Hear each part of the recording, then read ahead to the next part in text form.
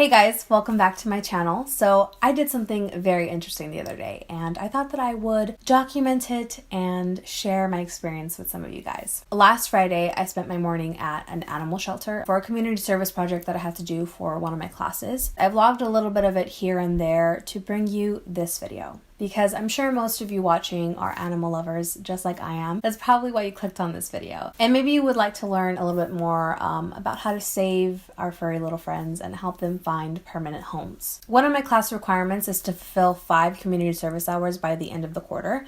So myself and 4 of my classmates all decided that we would complete those hours at our local animal shelter. So we spent the majority of the morning cleaning up the quarantine area. We had to sweep up and clean up the animal feces, and we had to change the water bowls, we had to wash them, we had to mop the entire room, things like that. The quarantine area is where they keep the new rescues. The quarantine area is basically a room with around 7 to 8 like cell looking cages, so these dogs look like they're in an actual prison. And they keep the new rescues separated from each other for the first couple of weeks, maybe even a month, which I assume is because they want to make sure that they're all fully vaccinated, that they're okay. But there's also the fact that most of the rescues that do come in have been abused and might be too nervous to be around other dogs, to socialize with other dogs. But during my time spent at the shelter, I got to meet 5 little angels: Oreo, Spike,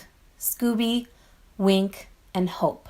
Each of these dogs have a story that I'll get into, but let's start with Wink. So Wink was the first dog that we had encountered, but we didn't really get to spend much time with her or get to know her because she was taken out of the room like immediately once we got there. I'm not sure why, but she is listed on the shelter's website. So let's read her bio, and maybe one of you guys watching might want to adopt her or know someone that might want to. Miss Wink is a 9-month-old Chiweenie with the cutest face. With one eye, her name fits her and she does not let it stop her for a minute. She's super sweet and loves to kiss everyone she meets. Wink loves dogs and people, and most of all, her toys. She would be the perfect dog for a family with kids, as she is always ready to play and gives hugs to everyone along the way. She seems like an absolute angel. I'm a little bit sad that I didn't get to know her very well, but it's okay because I got to know 4 other dogs pretty well. So the next dog that I met was Oreo, and we spent a lot of time with him because he had the most energy of all of them and he was begging to be played with. So I'm not too sure on the story of Oreo and how he ended up in the shelter, but the good news is he seems like a very, very happy boy. He doesn't seem to have been abused or mistreated. My guess is he's anywhere between the ages of 1.5 to 3 years old. He knows how to sit on command, but he struggles with the command stay because every time someone walks in the room, he is just overjoyed. Literally, he's just the happiest dog. If you step into the cage where he's in right now, he just jumps on you and he just wants to be played with and hugged and petted. Pet? I don't know. Point is, all he wants is love, and he's a very sweet boy, and if I had room in my home, I would adopt him on the spot because he is an angel and I'm sure he'll find a good home soon. But if you're interested, hit up the shelter right now. Call 1-800. I don't know the number, but I'll leave it right here. The next dog that I met was very standoffish, and his name is Spike. You could tell that he was a very nervous and anxious dog and that he had been through a very traumatic experience in the past. When we opened his cage, he was too scared to come out, but after giving him some space, he kind of warmed up to the idea of being around humans. One of the girls at the shelter mentioned that he was very weird about people touching his head because he had been abused by someone hitting him over the head. Once he got to warm up to me, I sat on the floor for a little bit and he came closer to me and I started petting him.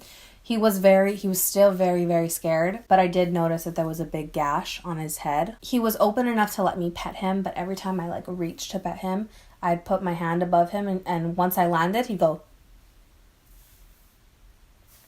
It's very sad to see dogs like that. Scooby was the next dog that I got to sit with for a while, and he was sort of the same, but he was worse than Spike because he was the only dog that I wasn't able to get to come out of his shell. He was so scared. He was literally trembling every single second that I saw him. You could tell that he was a little bit more comfortable when the door to his like little cage was shut.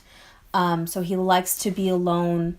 But of course, you know, every dog needs a home. I know from personal experience that dogs that have been through a traumatic past can recover from that and still have a very happy life. And over time, they will get rid of those very like scared, nervous tendencies. They'll start having more normal behavior. So later that day, we got to meet some of the rescues that were already out of quarantine. They were outside in a separate little fenced area. And that was when I met Hope.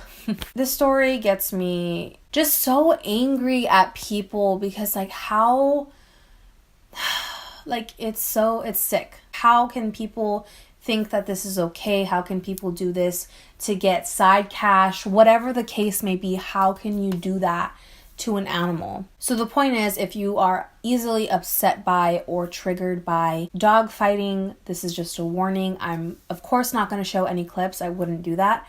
But unfortunately, Hope's story does stem from dog fighting, so just wanted to throw that out there. But I took some clips of Hope while I met her, and if you look closely at her body, she has some obvious bites and scratches. And they think that Hope was a victim of what is called dog baiting. To give you a more exact definition of what that means, it basically is the setting of game dogs against a chained or confined animal as a blood sport. The dogs bite and tear to subdue the opposing animal by incapacitating or killing it. It is illegal in most countries with varying levels of enforcement. It's a very terrible thing that happens, and it still happens to this day. Don't think for a second that just because it's illegal in some countries that it doesn't still happen on the low, because it does, and it's sick. That dogs and animals of all types have to experience abuse, have to experience brutal murder for no reason. And so many dogs like Oreo, like Spike, like Scooby, like Wink, and like Hope, they don't deserve that, and they deserve a permanent home. And that's why it's so important to adopt and not shop. And if that wasn't compelling enough, I have my own story of my own. One of my first pets ever was adopted from a shelter. Her name was Ginger, and I got her when I was in kindergarten. When we first picked her up at the shelter, she was an absolute mess. I'm telling you, she was so scared on the way back home from the shelter to our house that she peed all over the back seat, just completely, it was not good, let me tell you that. She was very scared of everything around her, loud noises, fast movements. If you got too close, she'd get very scared. She was very, very timid, very shy. And when we got her, we had found out that she was found in a dumpster and she had been abused. So abused and abandoned and just all alone and scared.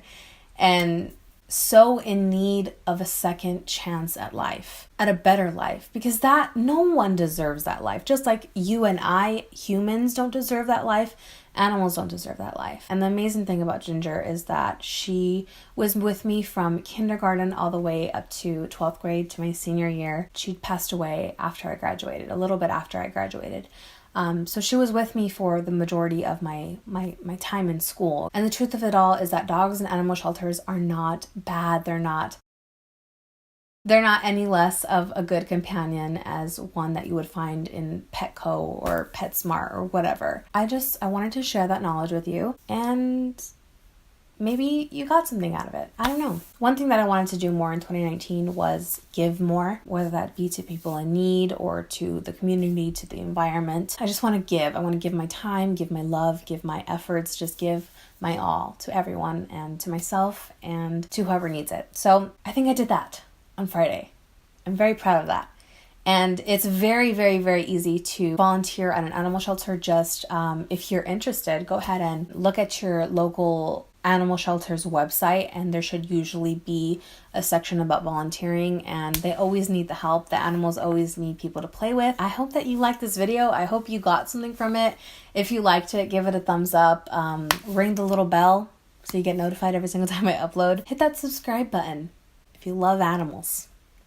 Hit that like and subscribe button if you love animals. That's not a guilt trip. It's just the truth. I guess I'll leave you with that, and I'll go eat my dinner.